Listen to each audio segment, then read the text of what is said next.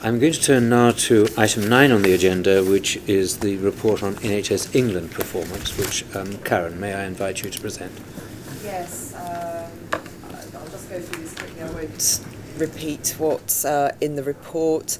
So the first section just gives an overview of the 10 corporate priorities and the subset of programmes that sit within those corporate priorities. And we've been doing a lot of work on our assurance associated with those programmes, so we are gaining increasing confidence. I won't say it's complete confidence in our assessment. We are planning a series of further stock takes during October and November in order to ensure that we've got as much confidence as we need on delivery by the end of the year against our business plan targets, and we make sure that then we'll be taking any remedial action. Indeed, we've got some remedial action in place and contingency work in place with some key programmes such as learning disabilities, for example. I wasn't going to say anything more on the risks section. Happy to take any questions there. And I just want to touch a couple of things on the corporate operations performance. A couple of things. One was I'm afraid there's a small error in one of the numbers, which is the report against the FOI numbers, which was reporting 96.2%. It's actually 84.9%. There was a system error which caused us to have wrong data. We're still within the target, so it's still green. But I just wanted you to be aware of that. What the report is telling us is we're reaching a degree of stability post our OACP, although there are some significant changes that we are planning and still working through on some workforce changes associated with IQ, Leadership Academy, patient safety changes, which we're working through. That's the reason for the future workforce change in the next quarter. You'll note the large number of people who transitioned out of NHS England on the 1st of September, which was associated with PCS, and the staff who transitioned to Capita. Happy to tell you that so far so good. That is working well. Relationships are good. It's obviously not great for staff, but they have landed well in the organisation, and I think things are looking good for performance there at present.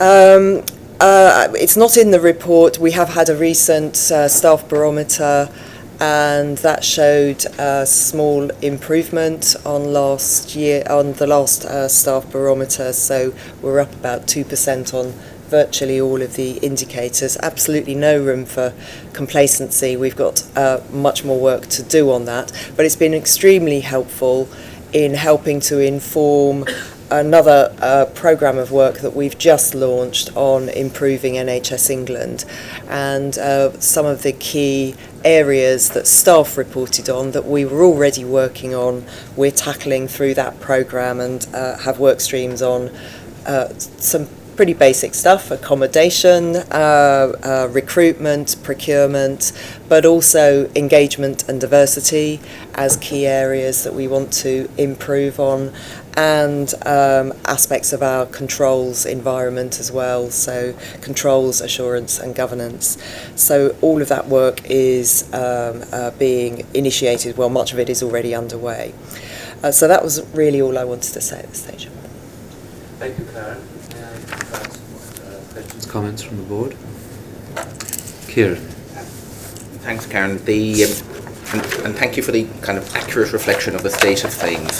My worry would be if we have 10 priorities plus a couple of subsets, and none of them are green and all of them are amber and sometimes with a bit of red. You could say that's a really stressed organisation. So what's? Yes, you could. But I think it reflects the partly we are trying to be, strongly accurate, objective. Yeah. Some of those programmes have been going for a while, but many of them started up at the start of the year and are new programmes of work. Some of them, mental health, cancer, learning disabilities, will all have big implications for implementing in the field, and we are putting in place the delivery structures that will enable us to do that work. But clearly these are complex and high risk programmes. So the ratings do reflect a degree both of the risk as well as our ability to deliver plans on target. And it's not, don't read into it that amber means we are missing all of our targets.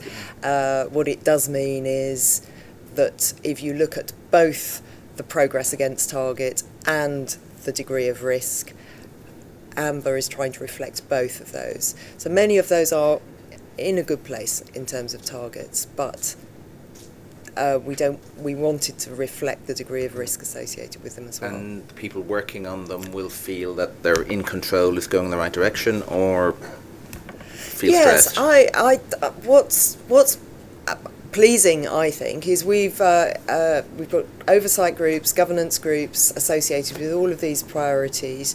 They've been incredibly positive in bringing the whole of NHS England teams together to work on these priorities rather than working in silos, and obviously reflecting the wider NHS participants where that is where that's relevant to the particular priority. Not all of those teams have all of the capability, both leadership, skills and resource that they need. Some are still building, and certainly that's true in some of the new care models where the teams are still building up. We are in the process of recruiting some new SROs, National Implementation Directors, and we are trying to appoint very capable and experienced programme directors in some of the more challenging and difficult programmes as well. So I think we are making the right progress in building that capability. Clearly there is a lot of implementation going on. These are complex areas. It's not just about NHS England doing things, it's about impacting on the whole of the NHS, and the whole of the NHS is in a stressed state, as we have all talked about. So again, they're not without risk. Thank you. David. Karen, a number of these delivery programmes have been read for 3 months or more. Do we have the right help and support mechanism for those programmes and the right QA and other interventions that will help those programmes to get to a different trajectory? We are definitely trying to put that in place. I mean, you're particularly probably pointing out learning disabilities, and we are working very closely with Jane and the programme team. Jane, you may want to contribute on this, and in fact we have a specific deep dive with Simon and the team to think about how we bring the right thinking to do with contingencies, alternative plans, alternative approaches, in order to try to ensure that we focus on what we need to deliver. So I think we are trying to do that. I won't say it's perfect, I won't say we've got everything we need in place, but we absolutely are trying to do that. I can add a bit to that. I think so. We established some time ago now new NHS England programme board that I chair, which each has senior link representation at director level or national director level from the other directorates that have an influence on or need to contribute to this programme. We've had a couple of sessions with Karen. We've got a much more detailed review on Tuesday with Simon in terms of our proposals for the National Transformation Plan. And actually, if you look at what we said we would do, we have delivered everything we said we would do on time throughout, this so far this financial year. So far on delivery, it's we're pretty. I would say we're amber green. However, we know there's been many years where people have tried to actually make a difference to people with learning disability and failed. So we know it's complex. It does involve working across the LGA, ADAS, Health Education England, CQC, providers, clinicians, and it is a very complex programme. And I think the Amber Red rating reflects the complexity of the programme. It doesn't mean that we are at all complacent or that we're not actually taking action to continually look at what we can do to improve. And as Karen's referred to, we have just advertised for another National Implementation Director stroke SRO that will actually be able to concentrate full time on really driving through the delivery that we need to make once we've determined what that National Transformation Plan and bed closure plan will look like over the next few years. Thank you. Karen, just one item that you referred to was PCSS, and this is something that the board's taken a close interest in over far too long, simply because we...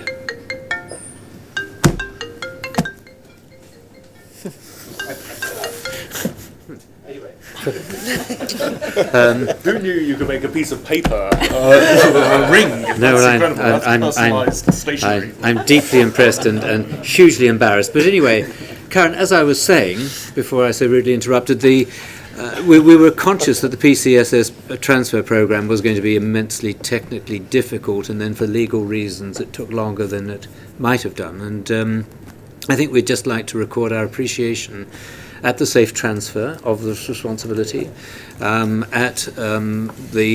I think the continued loyalty of our staff under very difficult conditions. We're grateful for that, and we're grateful to you and to the programme board for bringing this to fruition, so thank you. Thank you very much. Thank you.